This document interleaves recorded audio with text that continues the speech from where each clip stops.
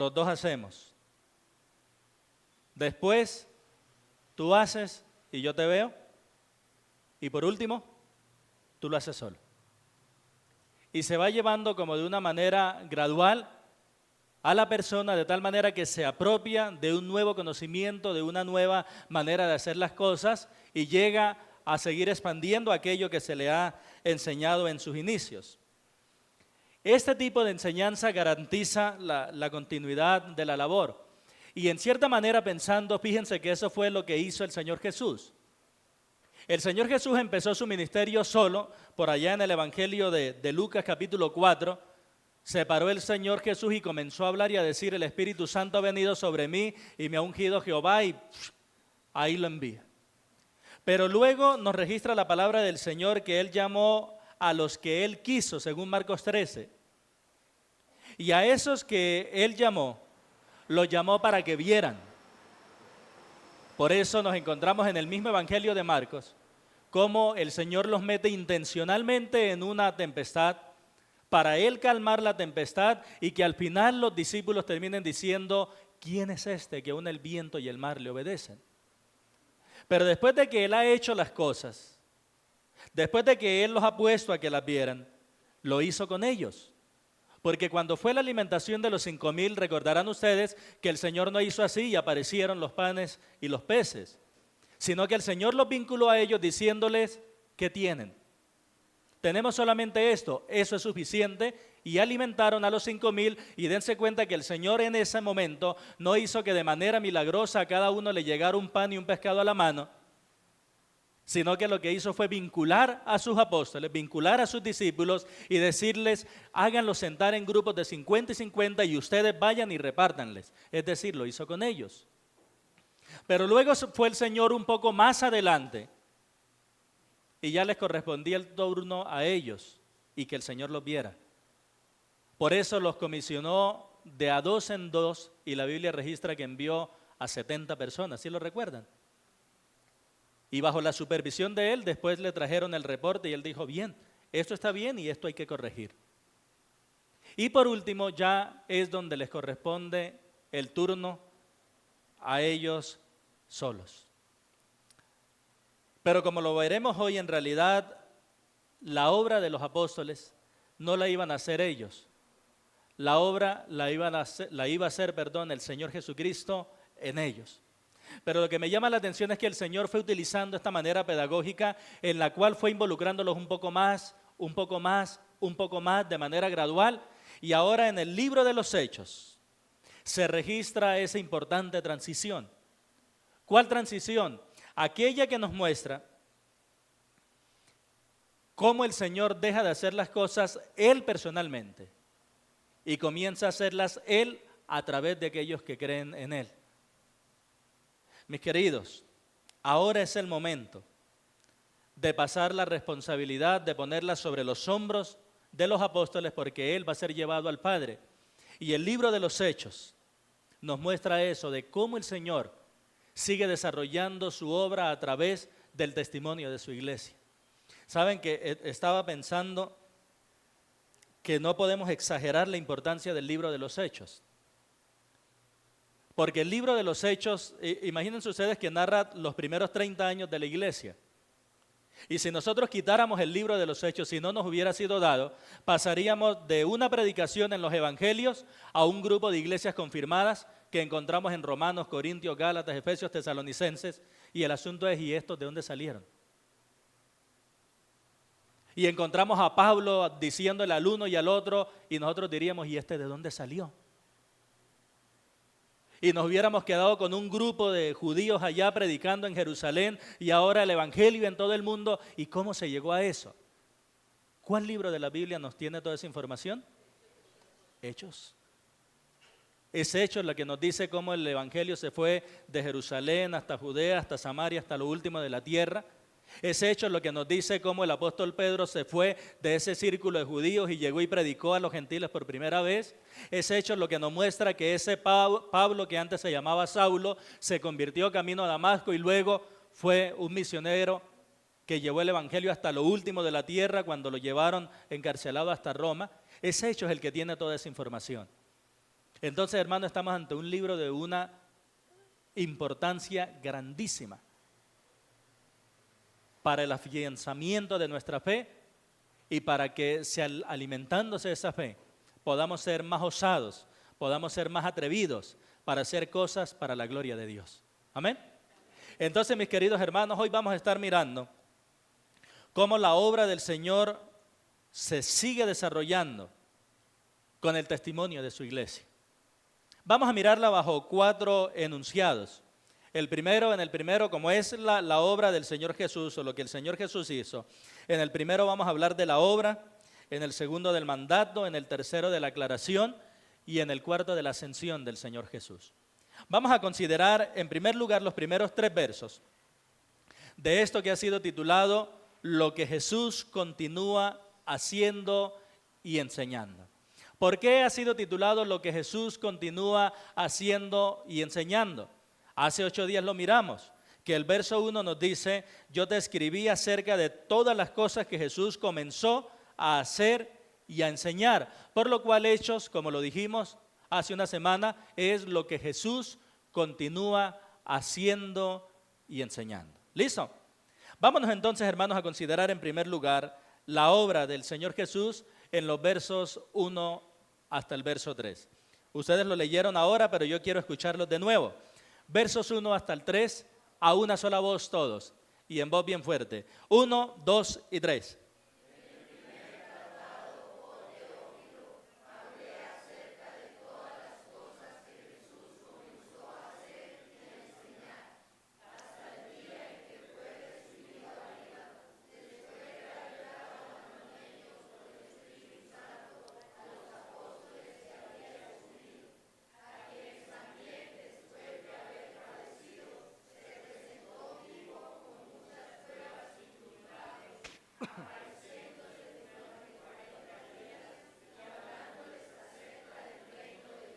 Muy bien. Entonces yo les hago preguntas porque ya esto lo vimos. En el primer tratado, dice el verso 1, ¿cómo se llama el primer tratado? Lucas, ¿cierto? El Evangelio de Lucas. Oh Teófilo, ¿quién era ese Teófilo? No da información la Biblia, pero por habérsele dicho en Lucas excelentísimo, pues habla de que era una persona de la nobleza. ¿Cierto? Oh Teófilo. Dice, hablé acerca de todas las cosas que Jesús comenzó. ¿Cierto?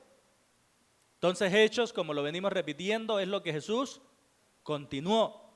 Lo que Él comenzó a hacer y a enseñar. Yo quiero que observen esos 2 verbos. A hacer y a enseñar.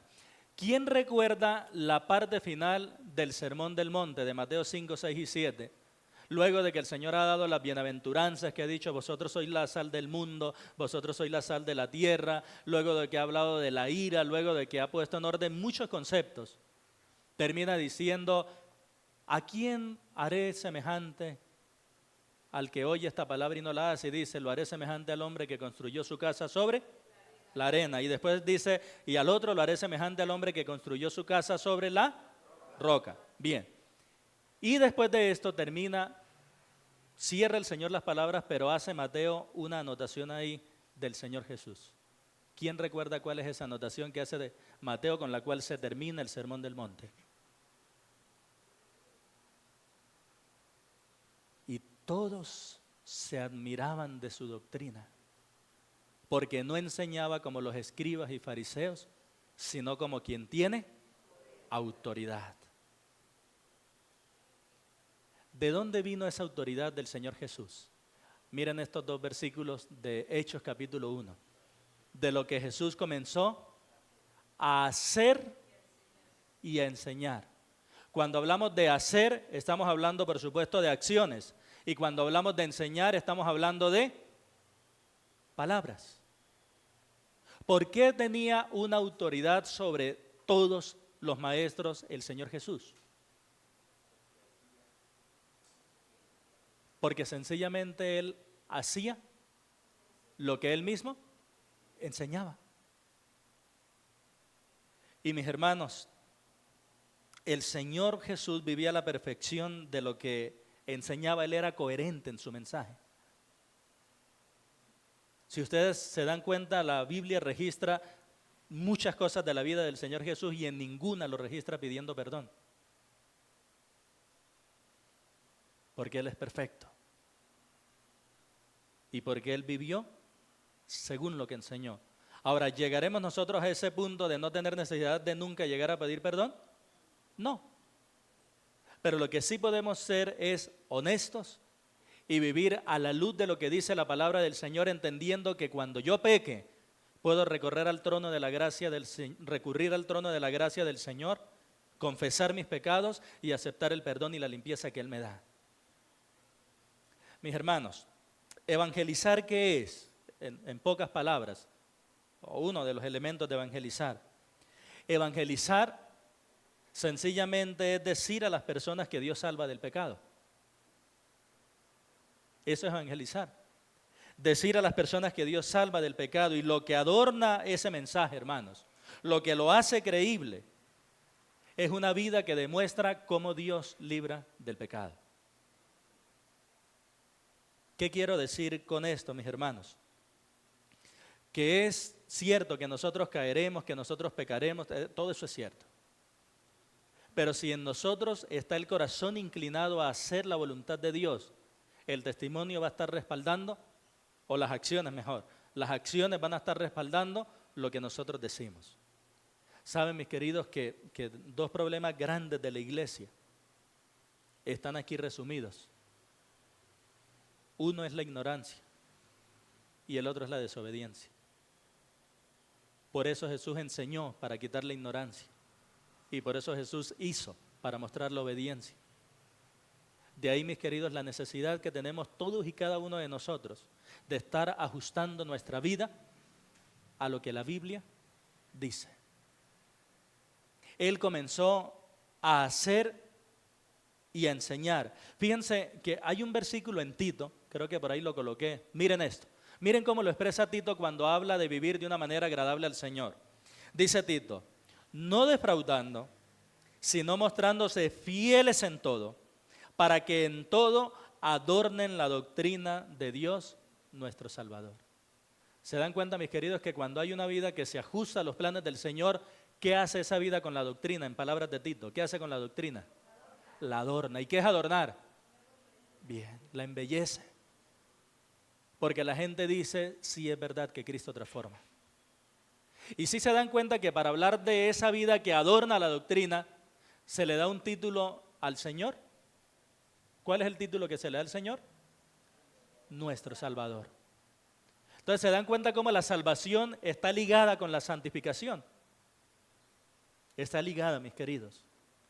Ahora, luego de que dice que Él comenzó a enseñar, a hacer y enseñar, nos da el tiempo. ¿Durante cuánto tiempo hizo Él eso? Según el verso 2. Hasta el día en que fue recibido arriba. ¿Qué quiere decir? Que el mensaje del Señor Jesucristo fue el mismo antes de morir y fue el mismo después de resucitar.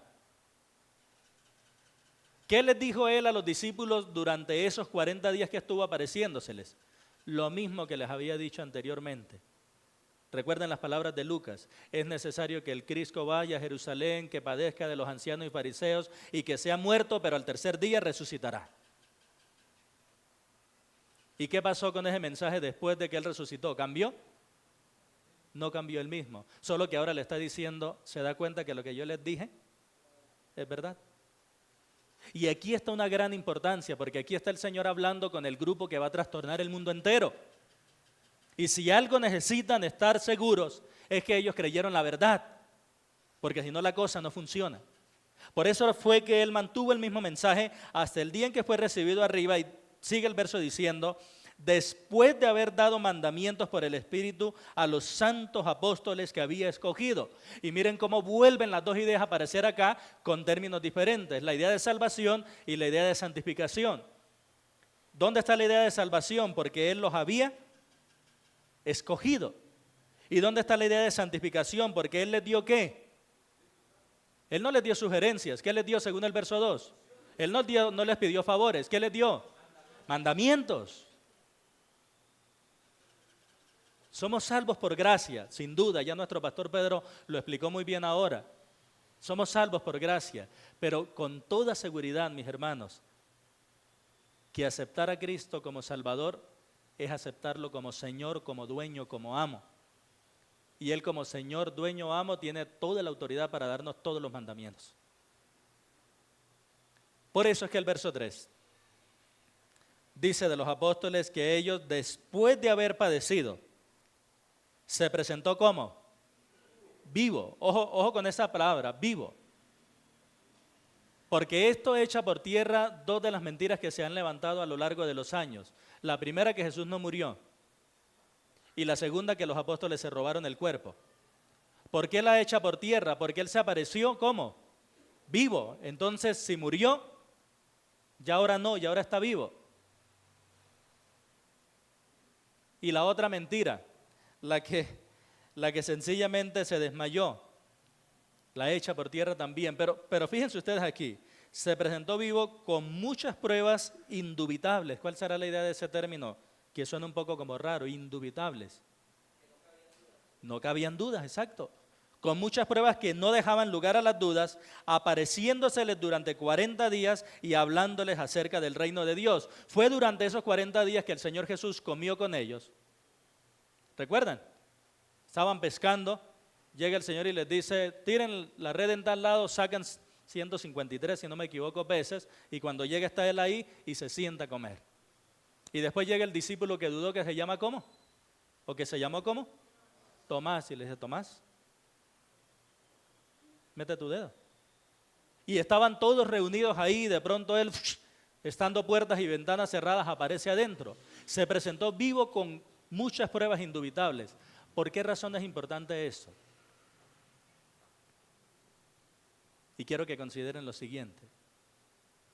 Porque a menos que fuera verdad el mensaje de Jesús,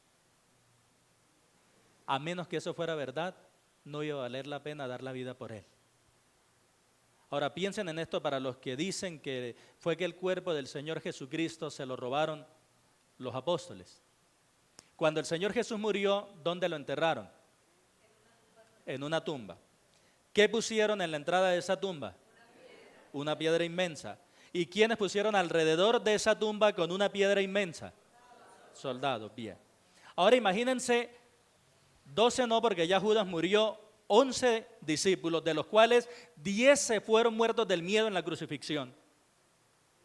Llegando 3 días después, el domingo, con la gallardía suficiente para entrarle de punticas a los soldados romanos, el ejército más temido de la época, para rodar una piedra que era de una magnitud increíble, para robarse el cuerpo, salir diciéndole a todo el mundo, Jesucristo resucitó, y después estar dispuestos a que los maten por causa de ese mensaje.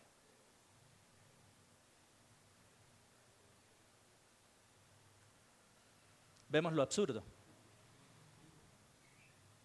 Mis hermanos, y este mensaje que nos salva es el mismo que nos santifica. Mire, cuando yo leo estos versículos y veo cómo el Señor dio mandamientos y veo cómo el Señor comenzó a hacer y enseñar, y leemos en Tito que se adorna la vida, yo puedo aprender una cosa de allí, y es que el mensaje de salvación debe adornarse con una vida santa. Mis queridos, somos testigos de Jesucristo. Hablemos de Él como Salvador. Pero adornemos, embellezcamos ese mensaje con una vida santa. Mira, las personas no van a pensar que uno no peca, ellos van a admitir, usted peca. Pero la persona va a identificar cuando una persona es honesta. ¿Y qué hace una persona honesta? Procura vivir santamente. Y cuando se equivoca y peca, confiesa su pecado al Señor y va y pide perdón a aquellos que ha ofendido. Mis queridos, el mensaje de salvación debe adornarse con una vida santa. Y así se resume ese primer punto de la obra del Señor Jesús. Pero ahora, en segundo lugar, quiero que miremos los versos 4 y 5. Fíjense que el verso 4 dice, y estando juntos, ¿qué hizo? ¿Les qué? Mandó. Ahora, si les mandó, ¿de qué hablará ese segundo punto? Muy bien, entonces vamos a considerar en segundo lugar el mandato del Señor Jesús. Versículo 4 y versículo 5.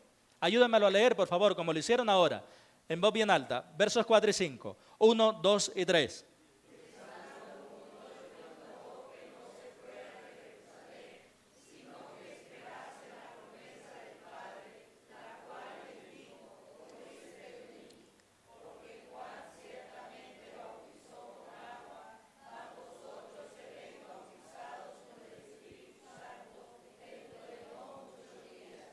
Miren eso, ese mandato del Señor. Estando juntos, les mandó que no se fueran de Jerusalén. Piensen en eso y tengan en cuenta las últimas palabras que Él les había acabado de decir, que registra por allá Mateo. Por tanto, id y haced discípulos a todas las naciones. Y entonces miren al Señor Jesús diciéndole eso. Por tanto, vayan y hagan discípulos a todas las naciones. No se vayan de Jerusalén.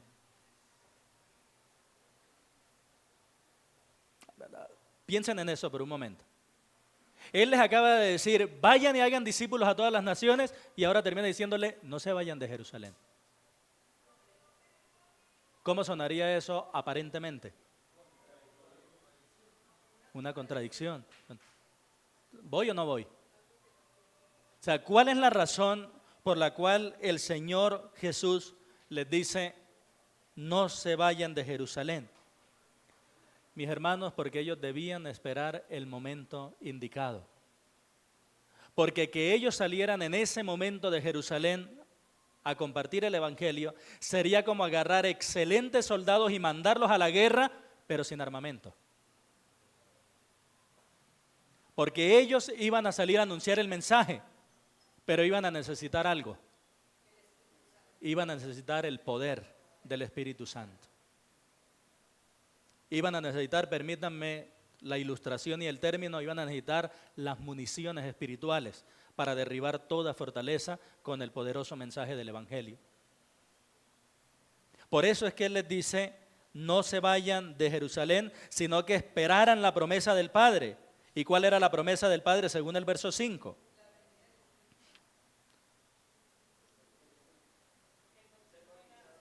Muy bien. Esa era la promesa del Padre.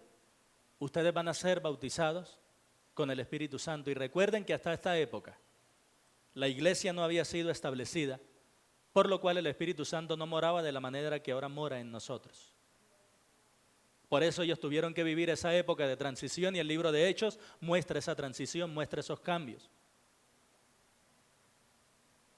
Entonces la promesa era que iba a venir el Espíritu Santo y allí iban a recibir el poder. Ellos recibirían el poder y iban a salir, pero por ahora, según el verso 4, tenían que esperar. Saben, hermanos, una aplicación aquí para nuestra vida, permítanmela, por favor. Con frecuencia, Dios utiliza la espera para fortalecernos. ¿A quién de nosotros le gusta esperar? ¿Por qué creen que aquí en Colombia hasta se venden turnos en las filas? ¿Se han dado cuenta que un trabajo en Colombia, yo no sé si será el único país del mundo, pero un trabajo en Colombia es vender el turno, irse temprano a hacer una fila para después vender el turno? Porque ¿a quién le gusta esperar? Si somos honestos, a nadie. Pero, hermanos, con frecuencia Dios utiliza la espera para fortalecernos. Luchemos contra nuestra impaciencia. El objetivo no es correr como locos. El objetivo es hacer las cosas en el momento que Dios dice y de la forma que Dios dice. Miren, ese poder, como estábamos diciendo, dice que Juan bautizó con agua, mas vosotros seréis bautizados con el Espíritu Santo dentro de no muchos días. ¿Cuántos días para ser exactos? No, a 40 iban ahí. Entonces recuerden que venía la fiesta de Pentecostés y un día de Pentecostés vino el Espíritu Santo. Pentecostés, recuerden que era ¿cuántos días después de la Pascua? Penta, ¿a qué le suena? A 50 días después, es decir, la Pascua y 50 días después, Pentecostés. Pero entonces el Señor Jesús les apareció en el día 40. Entonces, ¿cuántos días después iba a venir el Espíritu Santo? 10 días después. Ellos tenían que aguardar 10 días porque iban a recibir poder. debido al Espíritu Santo que iba a venir. Hermanos, cierto que una lectura superficial nos pone como ese mensaje contradictorio de vayan pero no vayan. Y aquí hay una aplicación para nuestra vida. Es que los mandatos del Señor deben obedecerse aunque no lo comprendamos. Los mandatos del Señor deben obedecerse aunque no los comprendamos. Saben que hay muchas cosas de la palabra del Señor que yo no comprendo, y les soy honesto, muchas, pero las creo porque la Biblia no dice mentira. Ahora, entonces, ¿por qué no lo comprendo? Porque es imposible para una criatura entender a la perfección la mente del Creador. Va a ser imposible para mí entenderlo, comprenderlo todo. Nada más por ahí chispacitos y no más. Pero saben, mis hermanos, inclinemos nuestro corazón a la obediencia, aunque no comprendamos por qué. Ya miramos la obra del Señor Jesús, acabamos de mirar el mandato del Señor Jesús. Ahora se hace necesario que el Señor haga una aclaración debido a una inquietud de los discípulos. Consideremos ahora la aclaración del Señor Jesús. Él les viene hablando acerca del reino de Dios. Y el reino de Dios, pues la palabra reino habla de gobierno, ¿verdad? Entonces, cuando se utiliza el reino de Dios, está hablando del gobierno de Dios. Gobierno sobre todo. Gobierno sobre los reinos de la tierra, gobierno sobre la creación, gobierno sobre su iglesia, gobierno sobre Israel, gobierno sobre absolutamente todo, porque hay un solo soberano. En vista de eso, surge una pregunta, porque una de las cosas que más añora un judío es ver el reino de Israel en su gloria. Por eso fíjense que la pregunta del Señor de los discípulos es esta. Entonces los que se habían reunido le preguntaron diciendo, Señor, ¿restaurarás el reino a Israel en este tiempo? ¿Cuál reino? Ese reino que el Señor prometió a través de los profetas en Isaías, en Jeremías. Un reino donde Cristo reinará físicamente, literalmente, aquí en la tierra. Un reino que se conoce, según Apocalipsis 20, como un periodo de 1000 años y se ha titulado como el milenio. Entonces, cuando habla del reino de Dios, ellos están con su mente judía, esperando que el Señor ponga su rey en Sión y que desde ahí rija a todas las naciones. Hay hermanos muy estudiosos de la Biblia y que son expertos en muchos temas de la Biblia, pero que niegan que existe este tipo de reino. Y yo creo que este es uno de los versículos que más problemas les va a presentar a ellos. ¿Por qué razón? Porque imagínense ustedes si el reino fuera una ilusión, ¿cuál hubiera sido la respuesta del Señor Jesús a los discípulos? O sea, si el reino no es algo como ellos lo piensan, de que va a reinar y que Israel va a estar en su gloria con la venida del Señor Jesús, ¿qué le hubiera respondido el Señor a los discípulos ahí? ¿Cuál hubiera sido una respuesta natural? No hay reino. Pero ¿cuál fue la respuesta del Señor Jesús? No os toca a vosotros saber los tiempos o las sazones que el Padre puso en su sola potestad. ¿Qué significa eso? O sea, ¿a dónde dirigió el Señor Jesús la respuesta? La respuesta no se dirigió a si hay o no hay un reino. Él lo da por hecho. La respuesta, ¿a dónde se dirigió?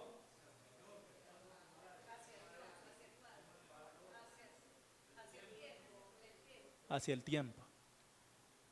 ¿Se dan cuenta que el Señor Jesús no le dijo, no va a haber reino? Eso es invento. ¿No se dan cuenta que no? Porque es que los profetas lo dijeron y se va a cumplir, porque la palabra del Señor permanece para siempre.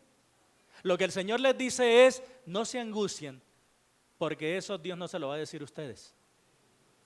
Y cualquiera que le ponga fecha a la venida del Mesías a la tierra, cualquiera que le ponga fecha a la venida de Cristo a la tierra, va a estar equivocado.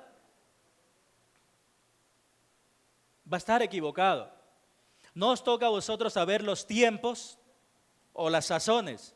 Son dos palabras para hablar de tiempo, pero con dos características. La primera para hablar del tiempo, cuántas horas, minutos, segundos, días, años, siglos. Y la segunda para hablar de las características propias de ese periodo de tiempo. Las sazones, sí. Entonces lo que el Señor le está diciendo es, con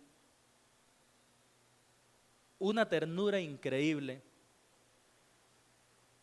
y como Él solo lo puede hacer, eso a ustedes no les importa. ¿Cierto? Eso a ustedes no les importa. Entonces, como dicen en mi tierra, no les dijo perros, pero le mostró el hueso.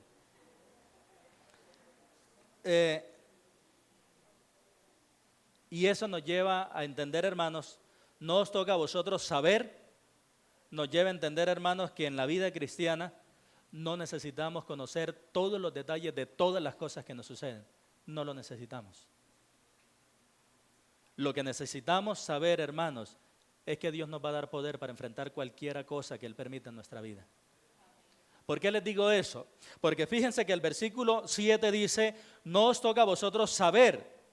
Pero el verso 8, miren cómo lo contrasta. Pero recibiréis poder. Vamos a leer la parte inicial del 7 y el contraste que está en la parte inicial del 8. Fíjense que quedaría algo así. No os toca a vosotros saber, pero recibiréis poder. Hermanos, hay muchas cosas que nosotros no vamos a poder comprender porque son demasiado complejas para nosotros. Y por eso el Señor nos cuida.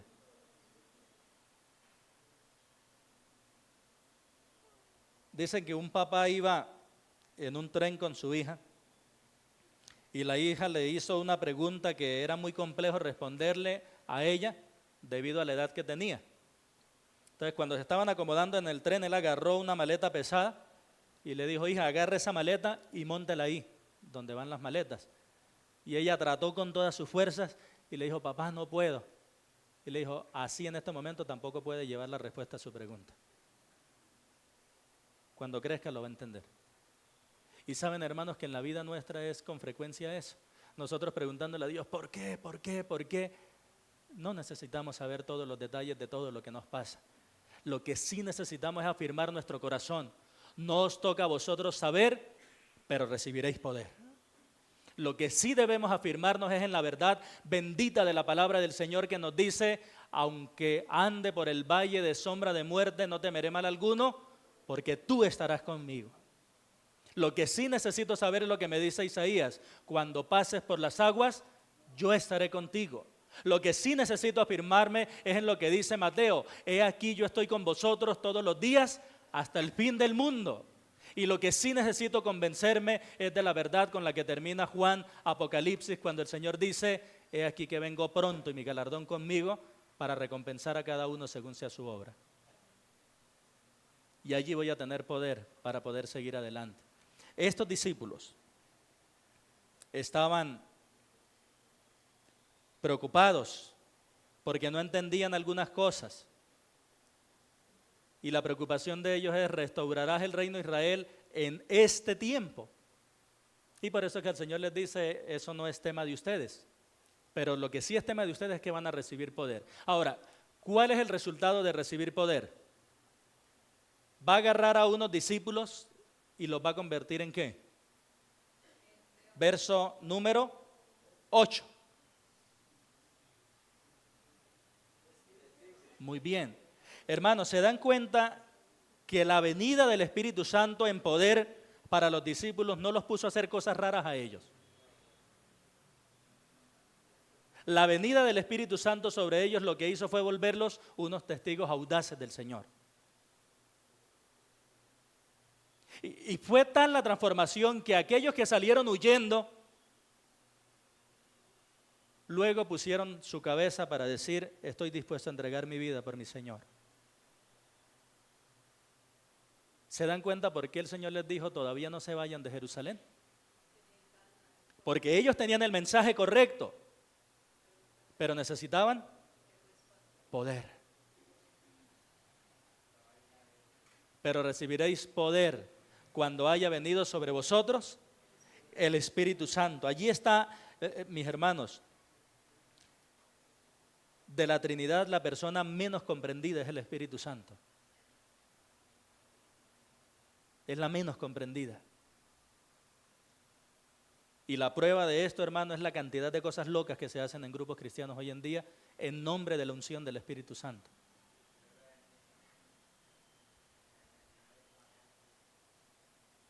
Pero el efecto de ese poder del Espíritu Santo es: me seréis testigos. Y por medio de esos lugares geográficos nos da el bosquejo de Hechos. Me seréis testigos, ¿en dónde? En Jerusalén, primeros 8 capítulos 7.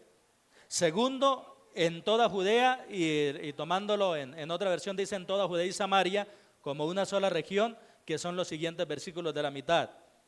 Y luego, hasta lo último de la tierra, que es cuando ya entra el apóstol Pablo en acción, con los 3 viajes misioneros, el viaje a Roma y el capítulo 15 que nos da el edicto, lo que se hizo allá en el concilio de Jerusalén. Pero yo quiero enfatizar algo: ser testigos, dice el Señor, en palabras sencillas, ¿qué es un testigo?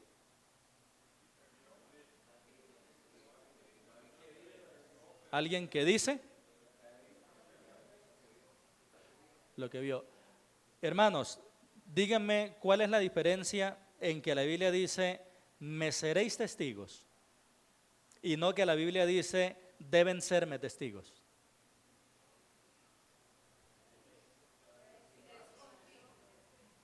¿Mm? Muy bien. Porque yo no tengo la obligación de ser testigo.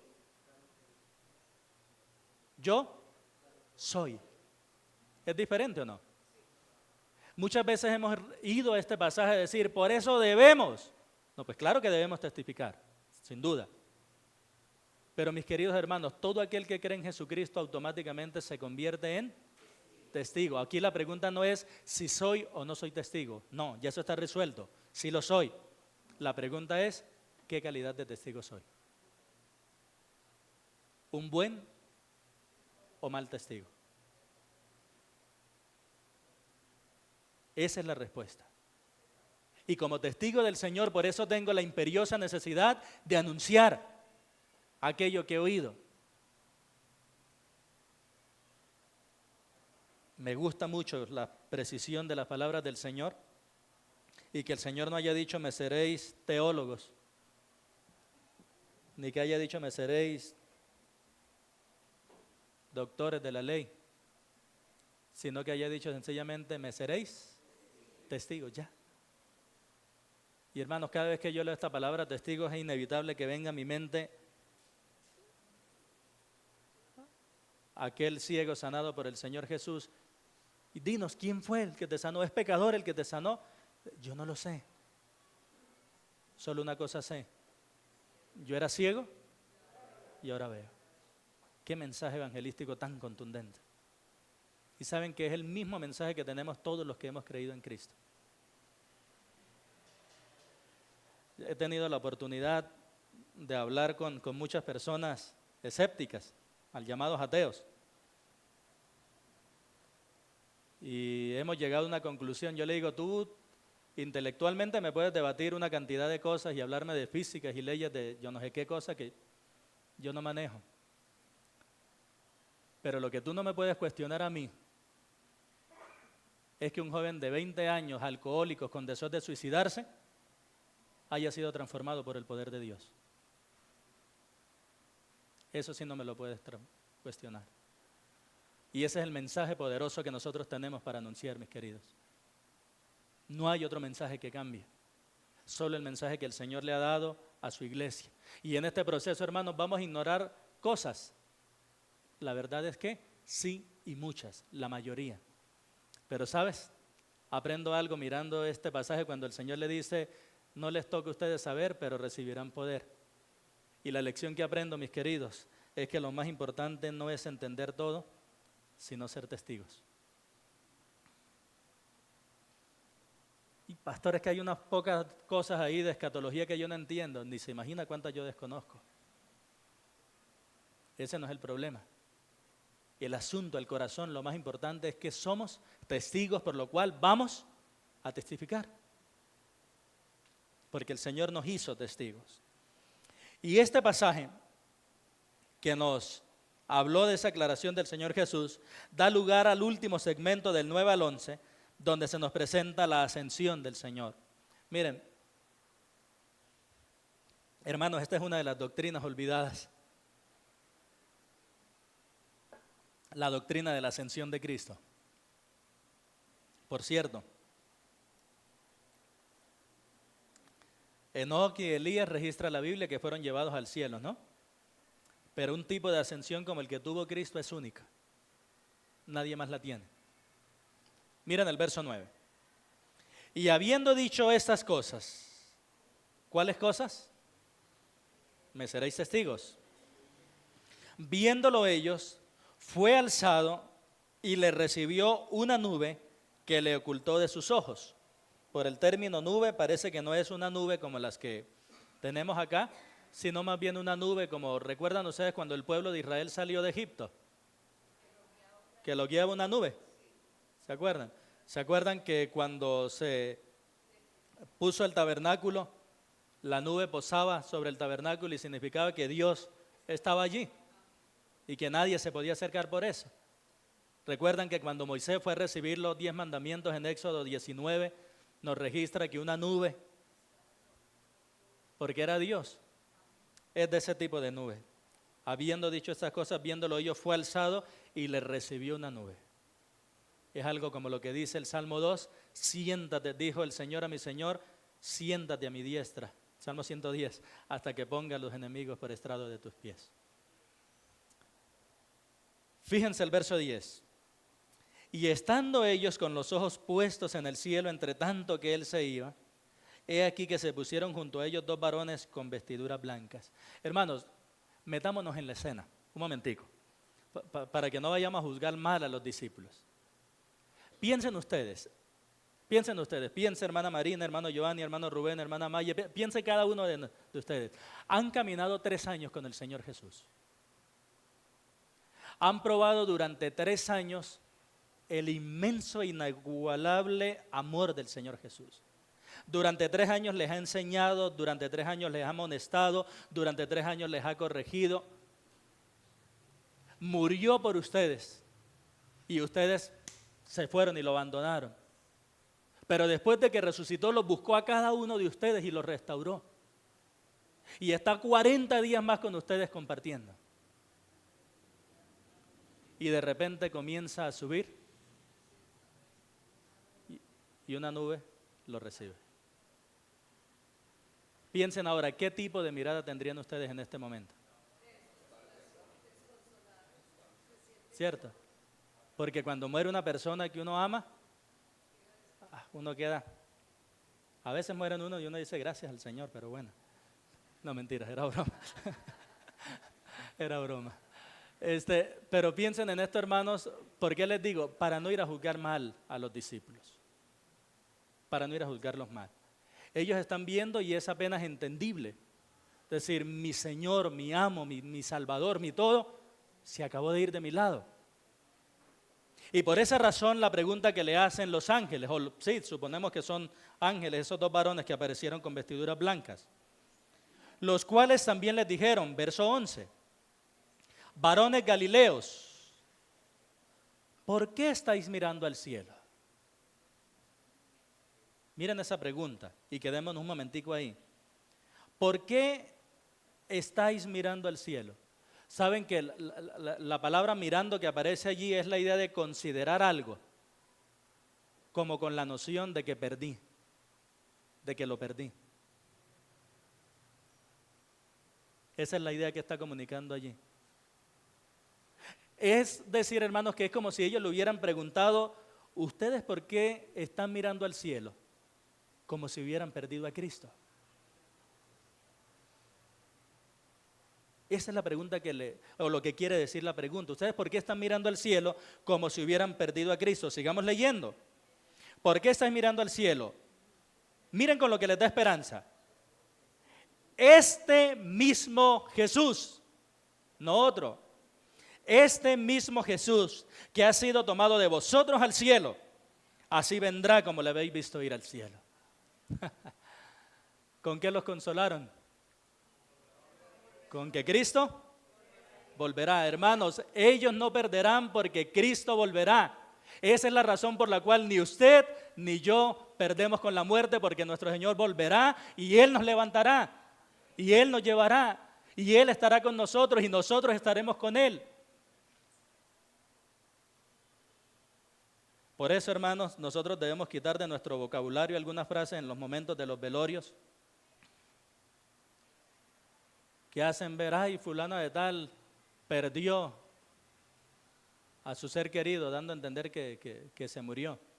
¿Sabe, hermano, que yo he entendido por Filipenses capítulo 1 que el creyente nunca pierde con la muerte? Él gana. Él gana. Por eso recuerdo que cuando murió el hermano Santos Millán, que era como un papá hasta para los pastores nuestros, había un ambiente como de mucha tristeza, como de mucha cosa, y ustedes conocen al pastor Julio Esteban. Ustedes saben que él es un hombre de muy pocas palabras. Él puede pasar todo un día con la boca cerrada y estar reservadito allí.